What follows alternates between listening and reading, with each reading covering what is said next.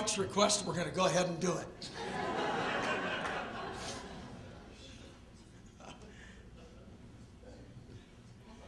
Careful. Thanks, MC. Good. It was a little low. All right. So I just want to thank all of you for being here. You know, it's an amazing turnout for Mike, and this is what this is all about. This is for Mike. I think most of you know that he's been my best friend for many, many, many, many, many, many years. And there's lots to do tonight to tell you about this terrible disease and what we can do about it. And we don't have a lot of time to do it, so let's make sure we get on with it. First, I'd like to make sure that all of you know Mike's wife, Christina, his sister, Sue, his mother, Irene. Just stand up and wave, and so everybody sees you guys. And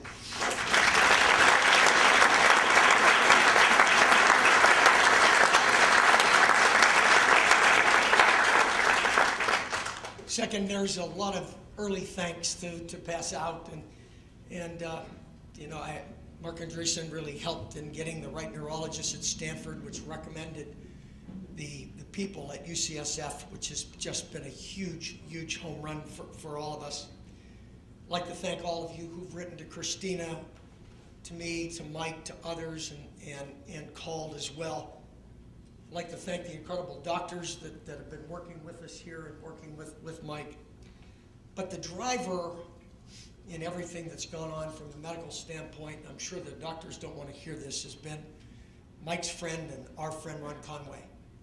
Ron.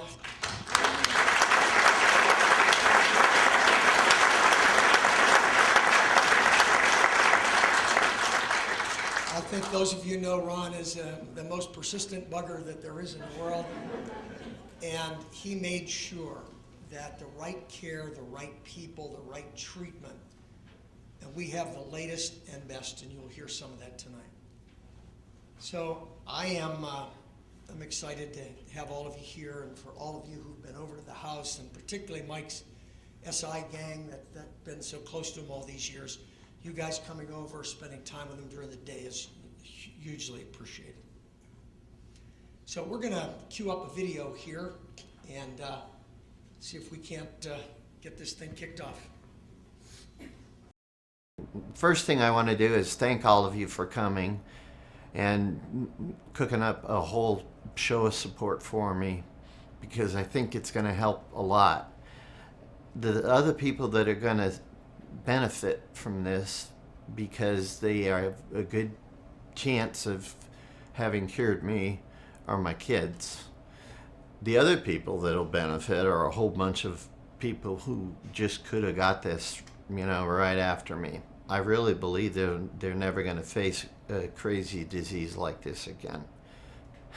It's really funny the way that medicine works, and it's really even more interesting the way that initiatives like this that are made by really capable people who are determined to fix it are just almost miracle workers. It's kind of funny only because I just had no idea how to fix this, and I didn't even know who to go to. You know, we just started with some of my best friends. The ironic thing about that is they're not really doctors that fix this kind of thing, but the thing that was the good news, they knew exactly where to find the guys who could fix it, and they gave them all the resources that they needed to fix it. The other thing that just is amazing is these guys are rocket scientists. Lucky for me.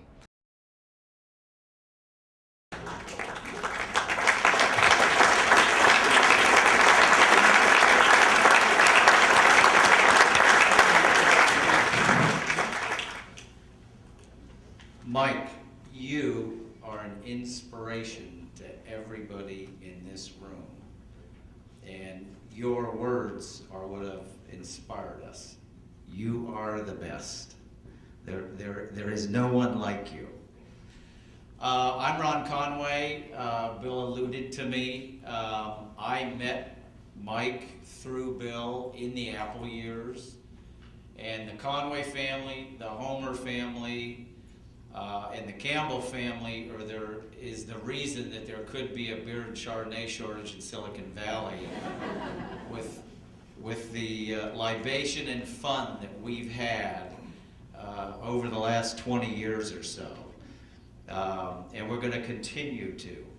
I want to spend a couple of minutes talking about Mike's relationship with Bill. Bill Campbell met Mike when Mike arrived at Apple, and Bill has mentored Mike through every single step of his career. And very, very successful career. And Bill today is embarking on the most important mentoring of Mike that he ever has, and that is through his illness. Bill Campbell was at the Homer House at 7:30 this morning. We are determined to fight this. And at 7:30 this morning, or a few hours after, since they had to commute down from San Francisco, Mike's friends from SI, Kurt, Bert, and Greg Sir, wonderful, wonderful people who are really, really embarking on the fight. I want to make a really, really important point tonight, and that this event was created by Mike and Christina. It was created on May 23rd when Christina called me and said, Mike has CJD, and we're going to go fight this, and we're going to go start raising money. And I don't know if Christina even remembers. I said, Christina, I have to make some calls to UCSF right away, so I'm going to hang up the phone now. We'll do that little event later. But sure enough, a few days later, Christina said, we're going to do an event. We have to kill this disease. So when you are looking at everything that's presented this evening, it was completely coordinated by Mike and Christina. They went through every slide, every note. So this presentation is from Mike and Christina. So please keep that in mind. Make no mistake that we are fighting this disease extremely aggressively. You'll see on most of the slides tonight the fight for Mike. This is a serious fight. Mike Homer has faced adversity in the past and absolutely won. He's facing adversity today, and guess what? We're going to win again. Mike Homer can do it. So no mistake, we're fighting very, very aggressively here. I'm going to transition now and tell a little vignette about Mike and I's involvement at UCSF. Funny enough, I don't know if it's meant to be or not. I kind of think it may be meant to be. But Mike and I, over the past several years, have both been involved with UCSF, which is where he is being treated today. When we moved to San Francisco a couple of years ago, I took a position on the board of directors of the UCSF Foundation. I'm now vice chairman of that board. I'm happy I did that, especially today. And Mike, being a San Francisco native, when he found out I was on the board of UCSF, he said, take me on a tour of that place. I want to go see that new QB3 research facility out near AT&T Park. So we went out there, looked at the facility, and all of you know Mike well. He just didn't want to write a check. He said, let's leverage this thing. Let's go donate a whole bunch of computers, but you and I'll throw in $100K, and then you go to your buddies at Network Appliance, I'll go to Todd Bradley over at HP, and we'll make them chip in 100, and then we'll make them give us stuff for cost. 2 years ago, $1 million worth of computers were installed at UCSF, donated by Mike. Those computers, starting in about a week, are going to be doing computations on Mike's disease. How ironic is that?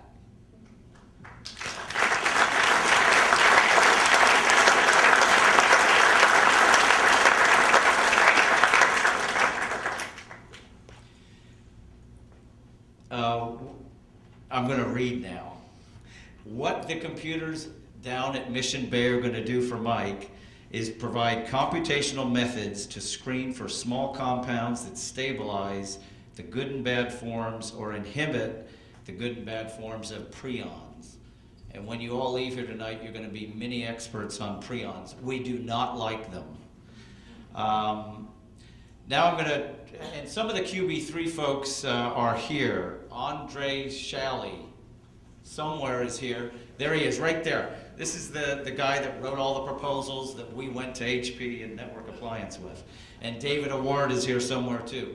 Reg Kelly, who helped us immensely on May 23rd and 24th, right after Mike was diagnosed, is in Southeast Asia, but we love Reg Kelly. Everybody in this room loves that guy. Nice Scotchman who probably drinks scotch too.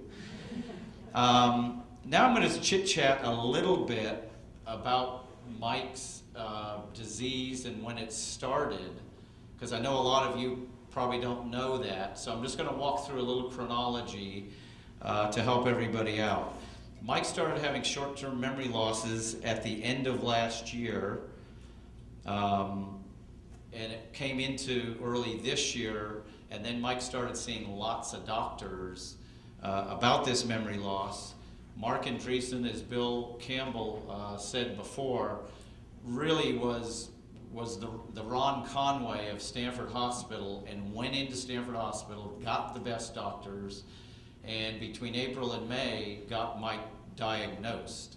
It's just a coincidence that the disease that Mike has, the best doctors in the world, all sitting right here, are from UCSF. So Mark Andreessen handed the baton over to me, and off we went to UCSF.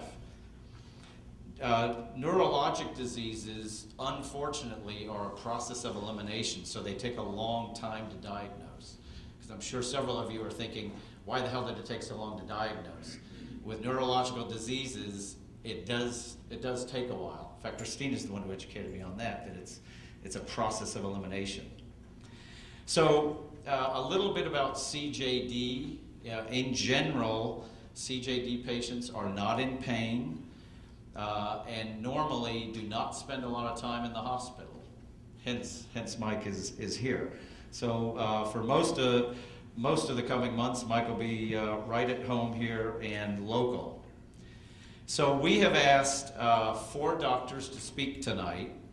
2 are directly involved in Mike's treatments, and 2 are very, very actively consulting on Mike's treatments. And the first person I'm going to introduce is Dr. Stan Prusner. Dr. Prusner is the person who discovered what a prion is. That discovery led to the resolution of mad cow disease, and Dr. Prusner got a Nobel Prize in 1997. Dr. Prusner is the director of the Neurodegenerative Diseases Department at UCSF since 1972. He's written over 12 books and 150 research papers. Dr. Prusner's been in Europe the last 3 weeks. He has called daily to consult on Mike's diagnosis and give advice, and has actually called Christina a couple of times to chat with her. So Mike is aware that Dr. Prusner won the Nobel Prize, and you saw the video of Mike. We actually shot a lot of video of Mike. Can't show it all tonight, but one of the good shots was Mike saying, you know, I got this Dr. Prusner, and he won a Nobel Prize, and when he cures me, he's getting another one.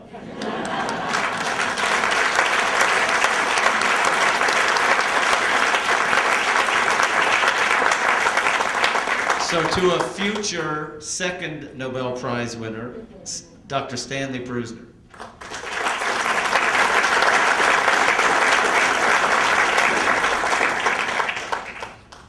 Thank you, Ron. I have to begin by saying that I'm not very happy to be here. I would prefer that Mike Homer was healthy, and I would prefer that he not have CJD, as everyone in the room, I think, would say the same. I just met Mike because I came back from Istanbul, Turkey last night. But it's clear to me that Mike is one of those very, very special people who really makes a difference in our world. very sad that he has CJD. I'm going to be very brief, but I just want to tell you a little chronology, a little history of how my involvement came to be. I was a neurology resident 35 years ago, before many of you were born. And on a lovely September day in 1972, I admitted a beautiful 60-year-old woman from Marin County who was having memory difficulties. You've heard this history already.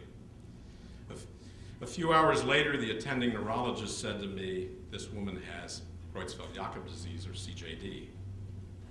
She stayed in the hospital several weeks. We didn't have managed care at the time. And I watched her memory deficits increase. I learned from another attending neurologist that the disease had been transmitted experimentally to monkeys and apes at the NIH only 4 years earlier. That these studies were extremely important because they took CJD out of a wastebasket of degenerative diseases where Alzheimer's disease and Parkinson's disease were residing at the time.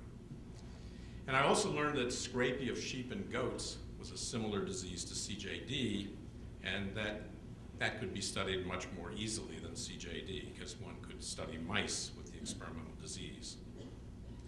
So in the fall of 1972, I concluded, after reading a lot, that the people working on this disorder were poorly trained scientists, and I said, what's needed is a good biochemist. So I asked the question, what is the agent causing CJD? And I thought I was sufficiently well trained that I could tackle this, but probably if I'd had a little better training, I would have seen the problem was so tough that there would have been easier ways to make a living, and I would have taken a different path. Well, in the fall of 1974, I set up a lab to pursue this question, and it took us about 8 years to separate away the agent, which turned out to be only a protein. And in 1981, it was becoming clear that the agent causing CJD was not a virus, it was not a bacterium, it was not a parasite, and it was not a fungus. And yet it multiplied. It had no genetic material of life, it was only a protein. Now, because this agent was different from all other infectious agents, I decided we should call it by a different name, and I gave it the name prion. I wasn't sure whether this was a good word, but it seems to have stuck. And eventually, meaning 5 years later, mad cow disease appeared, and it was shown to be caused by prions. But it took about 2 decades to convince most scientists that prions were real, they were not a figment of my imagination. Most people said this was impossible, and they wrote it off as crazy. Over the past decade, we've been working on a cure for CJD, as have many other investigators. Now, the progress has been considerable, but we still don't have the ideal therapeutic.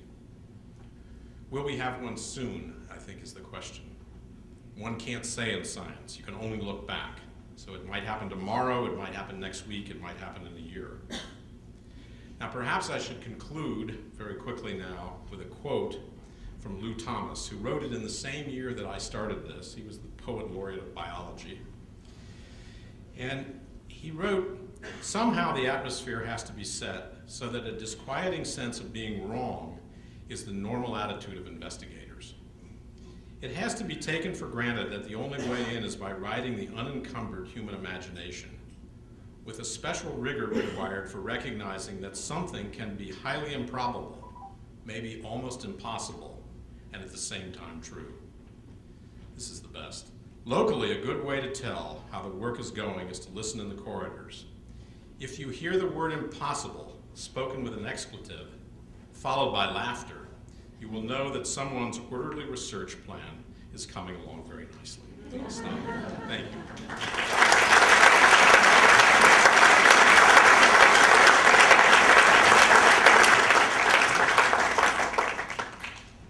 The next two doctors that we're going to hear from are Dr. Bruce Miller and Michael Geschwind. Dr. Miller is a professor of neurology at UCSF, has been at UCSF since 1998. Michael Geschwind is an assistant professor of neurology at UCSF, and my kids will be happy to know he got his medical degree at UCLA.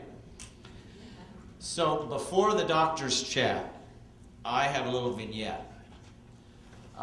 If you think back to the video that you just saw with Mike, did any of you, especially Pat Gallagher, say, what in the hell is he doing with an A's t-shirt? When he's a Giants fan. Mike Homer knows how to work the system. He found out by chatting with Dr. Miller that he is a big A's fan.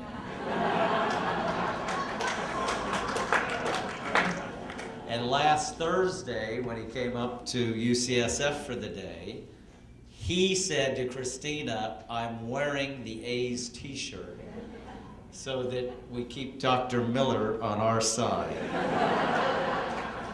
So before Dr. Miller starts,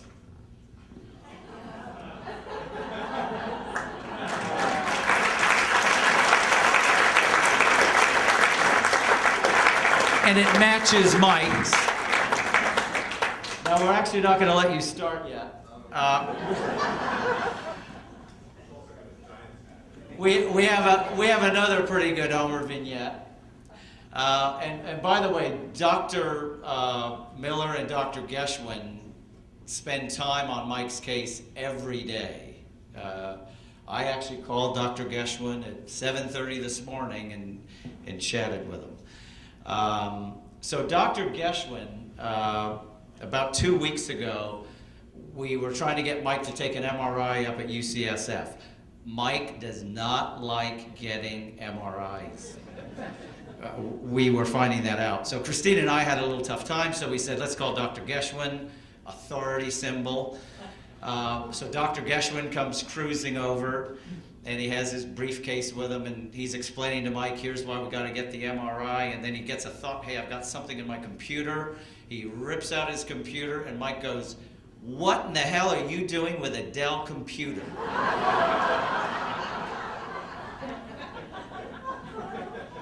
Michael Geschwin looks at Mike and says, who cares? Mike goes, Todd Bradley's gonna kill you when he finds out you have a Dell computer.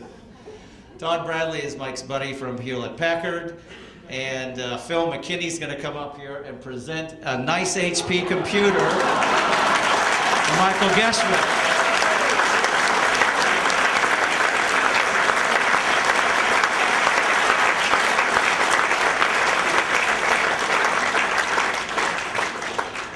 And Todd Bradley, I assume, isn't here, but he's going to be here shortly. With that, let's hear from the doctors.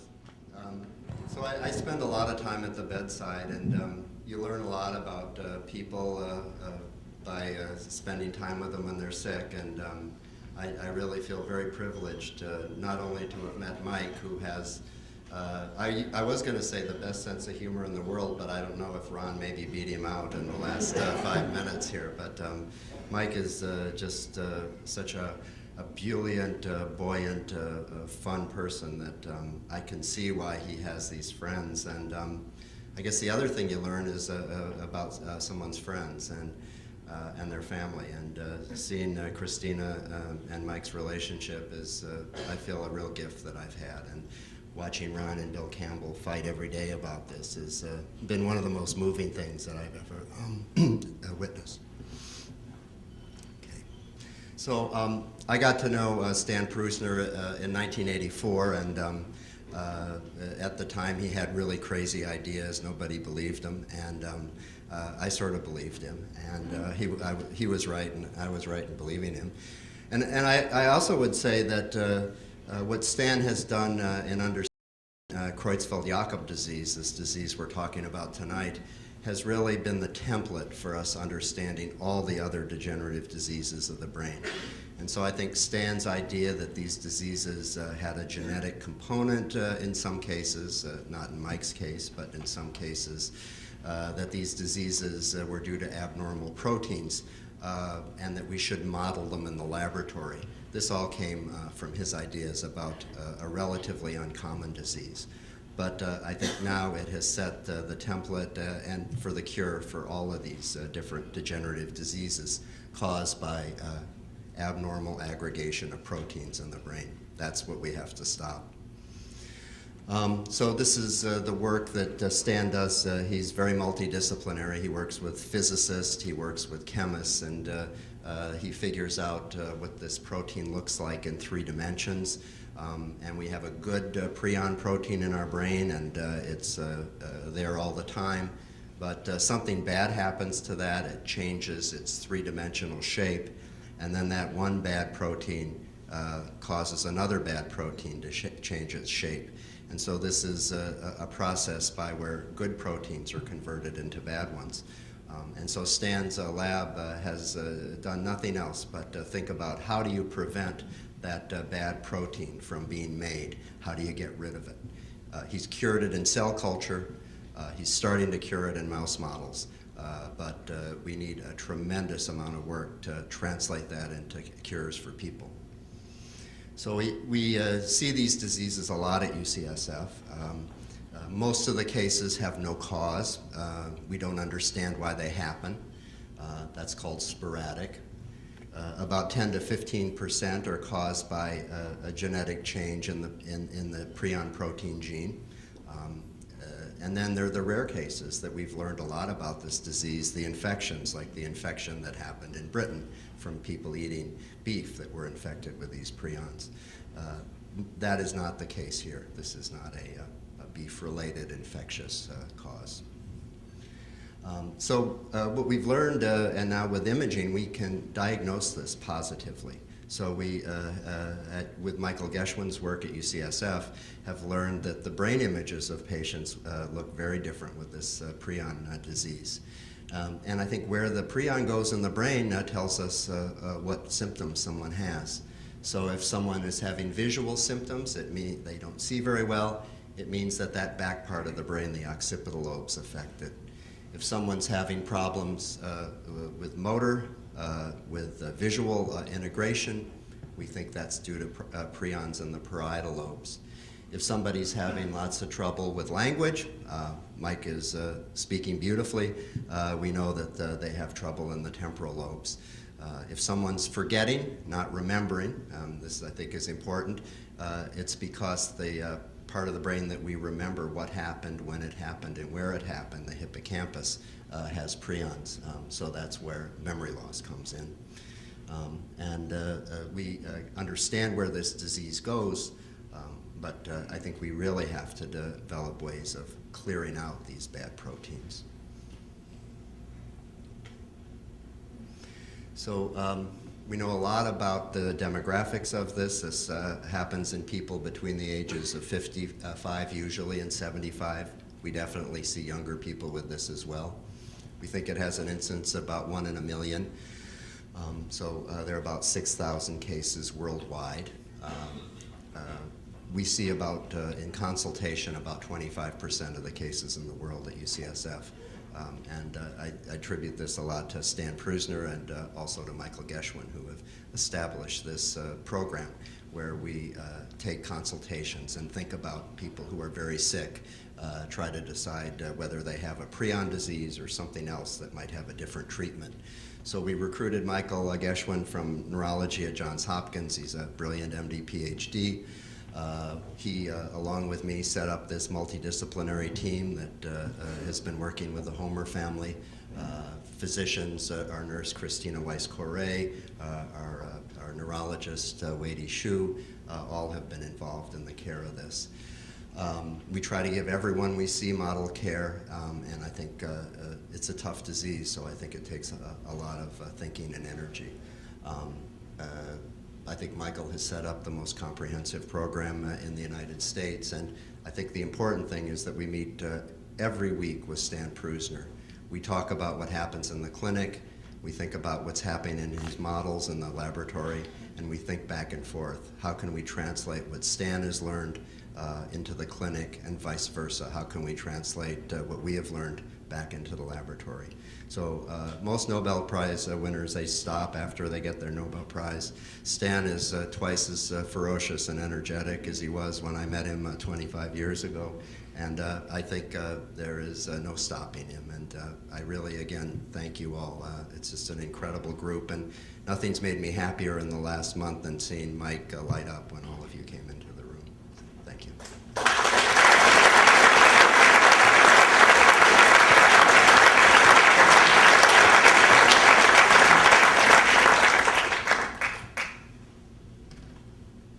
So I really came to UCSF because of Dr. Miller and the ability to work with Dr. Prusner's laboratory to be sort of the go-between between the laboratory and the clinic. I want to talk a little bit about the laboratory team.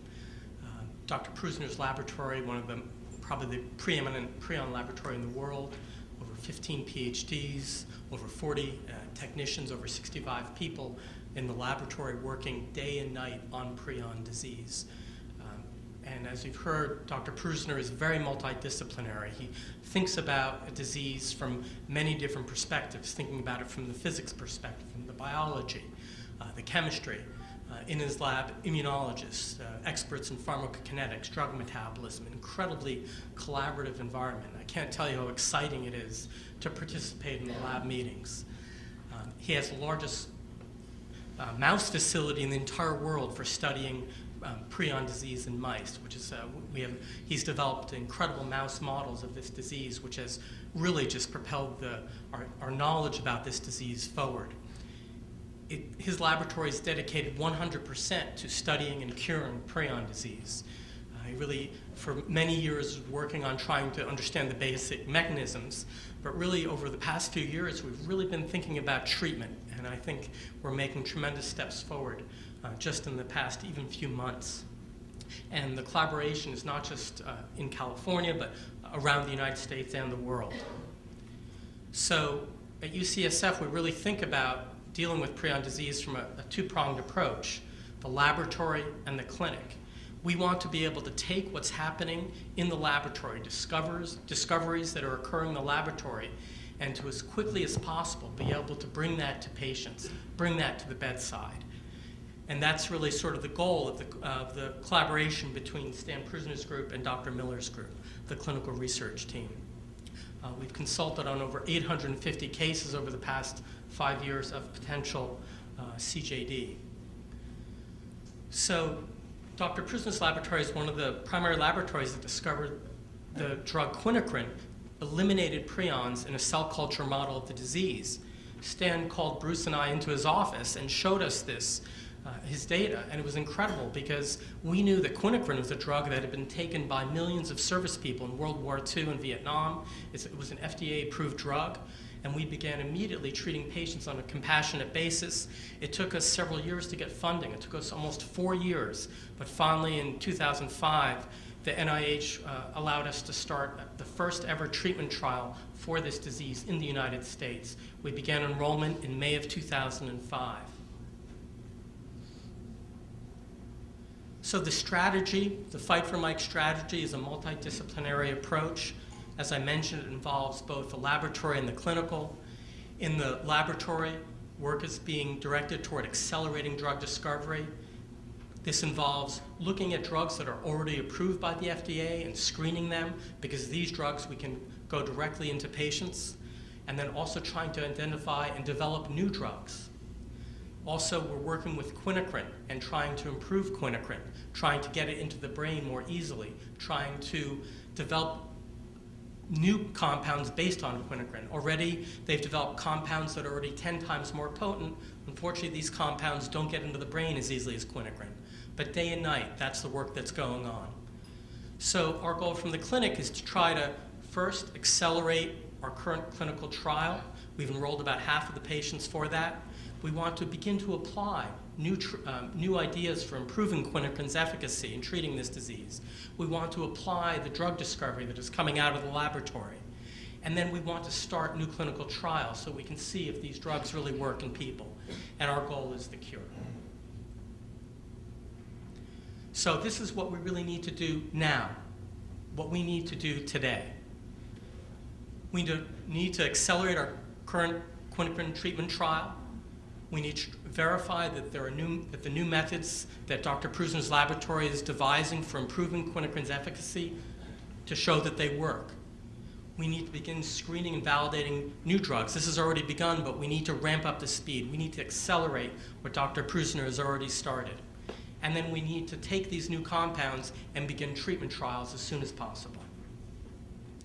So I think this is a little too small for everybody to read, but I just wanted to show you the breadth and depth and the timeline for what we're thinking.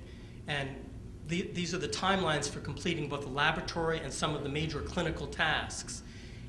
And even though the arrows end at certain time points, there are going to be time points every 3 months. We're going to be developing, looking at compounds and hopefully translating those immediately into the clinic. So it's going to be hopefully a very rapid process is our goal. And that's the fight for Mike.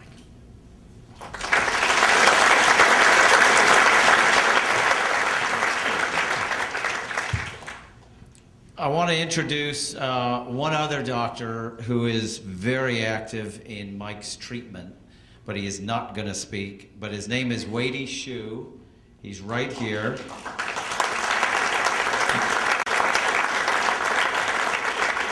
And Mike has a particular fondness for Wadey Shu, and we found out what it was. They both like Hawaiian shirts. Wadey's wife is from Hawaii, and if he wasn't in a tie, he'd be wearing a Hawaiian shirt. We're going to give him 2 more. So, Wadey, sneak up here.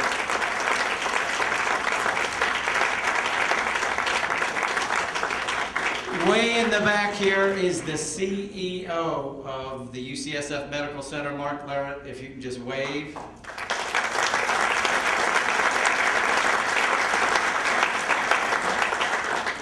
If Mike doesn't like the food, we go to Mark Larrett. If Christina can't park, we go to Mark Larrett.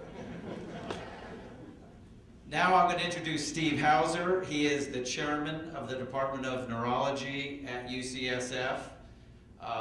We would call him the boss. And he was trained at Harvard, Cornell, and Mass General, and he's going to speak now. Thanks, Ron. So I am, like you, a bit of a layperson when it comes to prions. The people you've heard from before are the people who think about prions every day of their lives. But maybe from a different perspective, I might say a few things about prion diseases. You've heard that they're, of all the brain degenerations, the rarest ones. This is the rarest type of brain degeneration. It's also the cruelest. You see that. It's the most difficult one for us. Although it's the rarest, it's also the one about which we know the most. And it's going to be the first one to fall. It's going to be the first one that we can cure if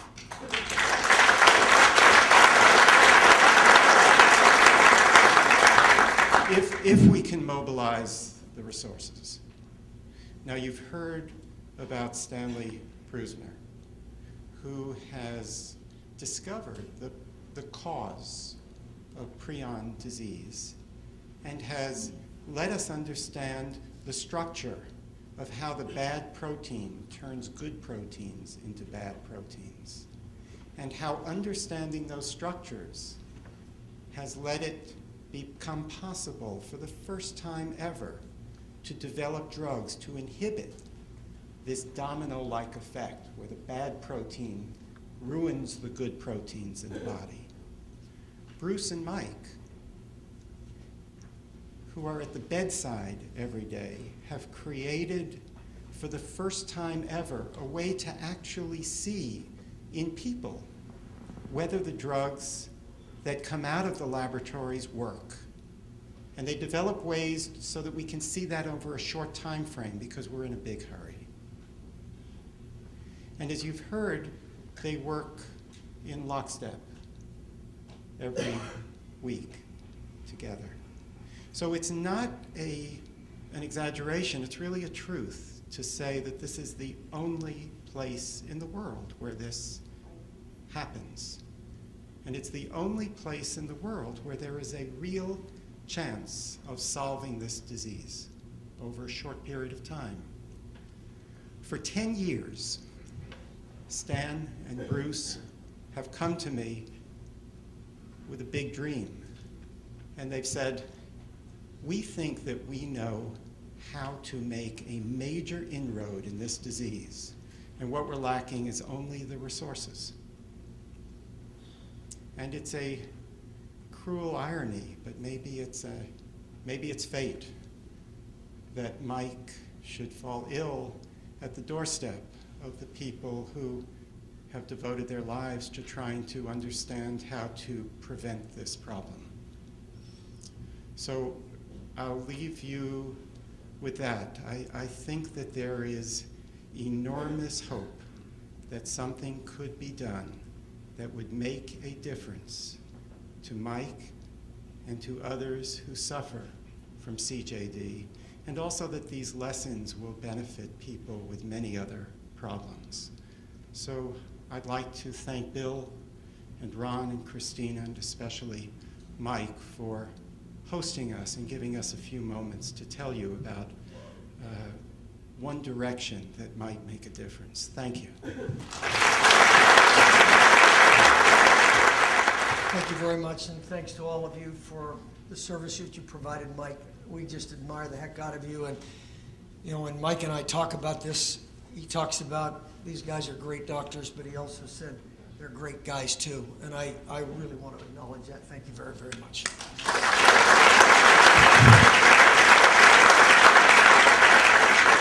So this is, you know, for me, this is the awkward time, and I don't want to be crass at all in any way.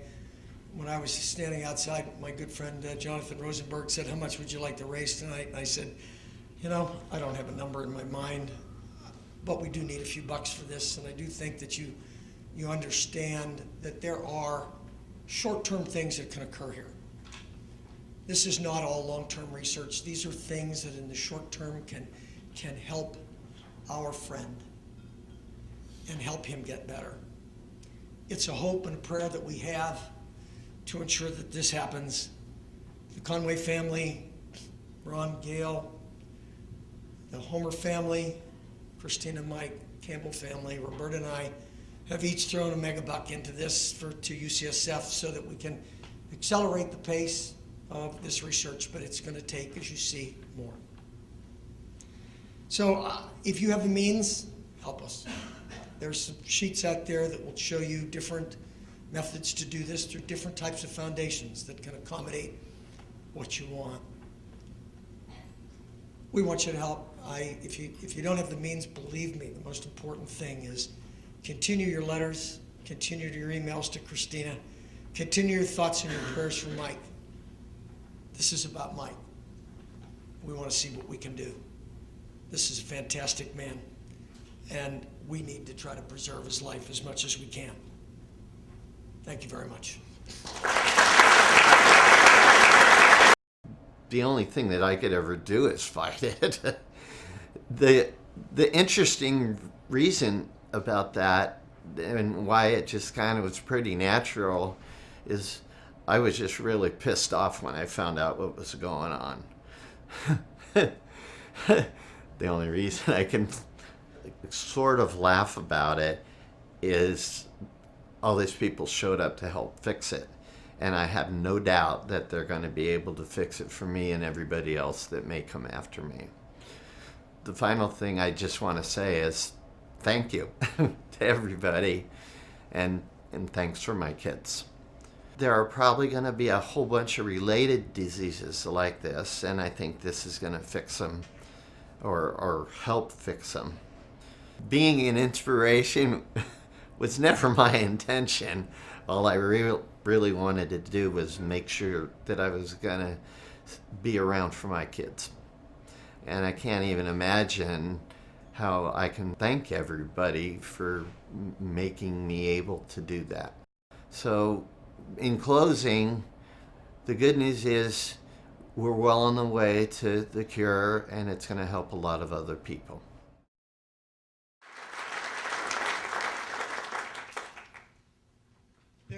We left some time on here. Ron's a lot better at the close than I am, so. But if there are questions that you have of Ron or I or any of the doctors, let's take a couple of minutes and do that. And there's plenty of food and drink out here. We can socialize and hang out, and we've got plenty of time. And Mike, we're going to have him in the other room and have an opportunity to mingle with you guys. And I know there were a lot of you that saw him ahead of time, and there's a lot of the people out there that he'd still like to see. Ron? So feel free to hang out. The good doctors here have mics. So any questions that anybody has?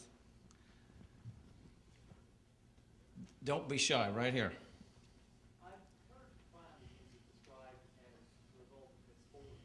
I don't know if that's correct. But if we've all got the healthy protein coding cells in our brain, and we're only a folding error away from this occurring, why does this happen more often? Could it be it happens more often because there's some repair mechanism in there that usually catches it? So, the question is, are we having misfolding errors all the time with many different proteins, and particularly this protein, the prion protein?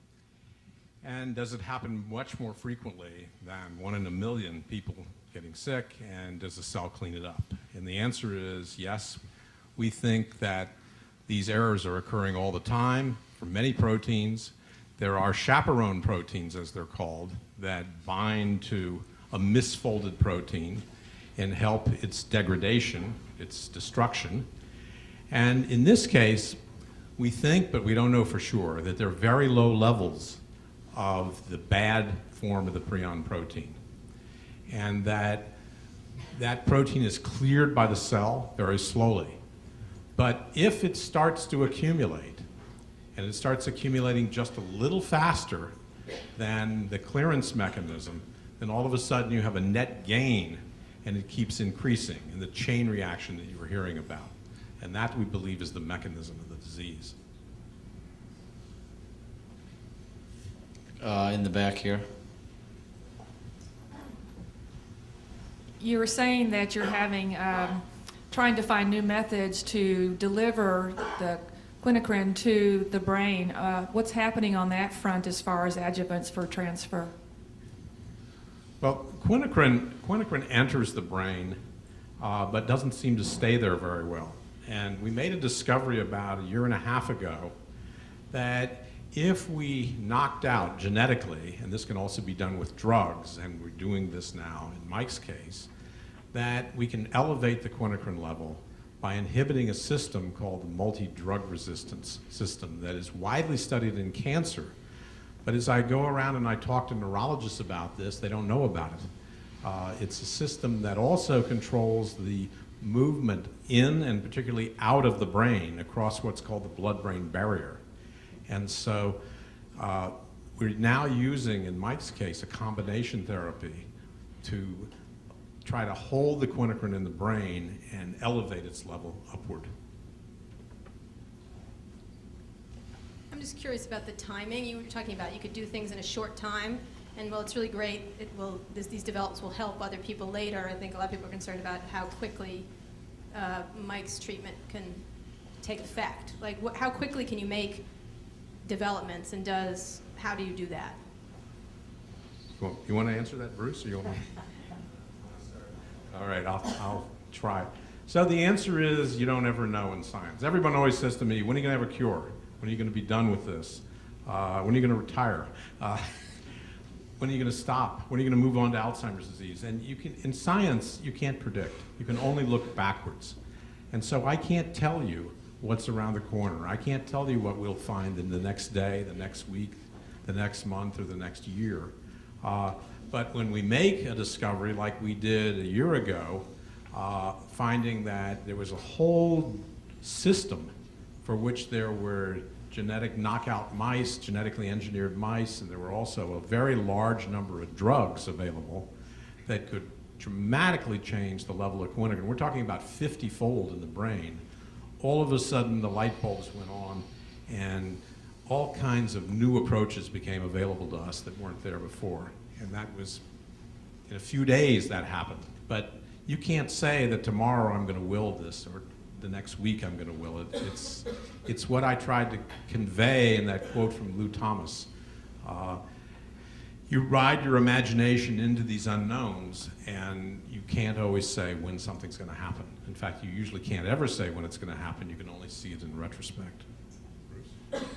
Well, I came to UCSF, so I someday might be able to translate what happens in a laboratory into human populations. And I honestly, when I came, thought the last disease that we would ever translate that from was CJD. It's the toughest. And then in 2001, as Michael Geschwin said, Stan's lab discovered unexpectedly that quinacrine would cure this disease in cell culture. And so it's that kind of lab. I don't think we can ever say for sure what's going to happen, but all I think we can do is promise that every gun that we have will go into this, and the minute something happens in that laboratory, we're not going to wait the typical 4 years, 5 years to bring that into human trials. We brought it, in the case of quinacrine, within weeks. And now this new discovery, we've brought it into the clinic in the last week since Stan discovered this. So we understand the urgency that you all feel and try to bring that into our clinic. Let me just say two other things. When we really set out to begin therapeutics a decade ago, we had no clinical arm, and Bruce and I developed this, and Michael Geschwin has been a critical part of it, and Steve Hauser obviously been extremely supportive. That's one side of it. The other side is that all of the attempts to develop therapeutics in the first half a dozen years were all based upon serendipitous findings and going down one biological approach and then another alley and another alley. And typically the way drug companies go after these diseases is to use very large drug discovery platforms. And we've done this now, and so we're screening tens of thousands of compounds. We will have screened, as you saw in that one slide, we will have screened over 150,000 compounds by the end of this year. So we now have taken both approaches. We think we can do this better than drug companies. I can tell you that drug companies are uninterested in this particular disease because of its rarity. But I can also tell you that drug companies haven't done very well in all of these degenerative brain diseases like Alzheimer's and Parkinson's, because the last real advance, the meaningful advance, was L-DOPA. That's 39 years ago. Since then, we've not had a real drug that either cures Parkinson's or Alzheimer's. So we're very hopeful that all of what we've put in place now can just blossom and really move forward at much faster speeds. I just wanted to add one thing to that, and that is that I think the idea is to have a multi-pronged approach. I didn't have time to go into it in my last slide, but it's screening compounds that are already available so that if in the laboratory they find they work, we can go in that day and start using them on patients. And then it's developing 150,000 new compounds, screening compounds that aren't yet approved, 150,000 compounds. And then Stan's lab is also working on developing completely new compounds, taking quinacrine, reshaping it, changing it, making 2 triple forms of it. And already they found discoveries on that. Looking at not only the protein itself, but blocking the production of the substrate, the normal form of the protein. So there are ways that can be done to block that substrate using what's called RNA, interfering RNA. There are ways to screen for other proteins that might be involved in the changing shape of the prion protein from the good shape to the bad shape. So they're screening those. So I think the idea is that you have to have a multi-pronged approach working in parallel. That's the way we're going to find a discovery quickly. And that's what I think all the resources need to be put toward. Let's just do one more question, because all of the doctors are going to stay here and hang out. They won't drink for an hour. The doctors are the ones with name tags. So we're hoping if you have questions, just seek out the doctors after. And who? On one of the screens, you compared this disease to ALS, which is Lou Gehrig's disease. Will this Quilitrin, or whatever this medicine is, help with the ALS patients as well? And will it help me when I have Alzheimer's and dementia? Yeah. So I think we focused a lot on prion disease, and that's really what we want to talk about tonight. I would say that the approaches that Stan taught me and Michael in the last year I'm convinced are going to be used against all of these other diseases. I think Stan is the first one to really think about the blood-brain barrier in a really creative way. He was the first one to say that Lou Gehrig's disease is due to these bad proteins aggregating. So I think we're finding that what we discover in one degenerative disease has broad implications for another. So yes, I do think this is very relevant to ALS, to our Alzheimer's disease, to frontotemporal dementia, very relevant. Let me just amplify on that answer from a different point of view. And that is, when you talk to highly educated lay people, they very often say to you, well, why should you ever be able to cure Alzheimer's disease? It's just a consequence of aging. There is no cure. And my view is that if we cure any one of these diseases, that will catalyze the cure of all the others. So I think they're all connected in the sense that they're all proteins, misshapen proteins, misprocessed proteins that are accumulating in the brain. They're different proteins in different diseases. But the underlying problem is the same. I don't think the same drugs will work, but if we do it in one disease, the others will fall. One more? It's been answered now. Okay. In closing, one more Homer vignette. Mike is very thankful. Anybody who has visited him gets thanked profusely. About a week ago, Mike was giving me my thank you lecture, and I said, Mike, stop it. If I was sitting where you were, you would be standing where I am, kicking ass at UCSF for me.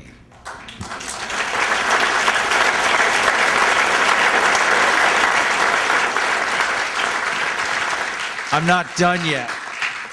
Of course, Mike had a retort, and he said, of course I would, you fool.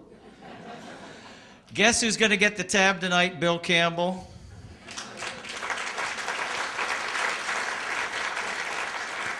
Please, please take this home with you. We would love everyone to participate. In the name of Mike. Fight for Mike.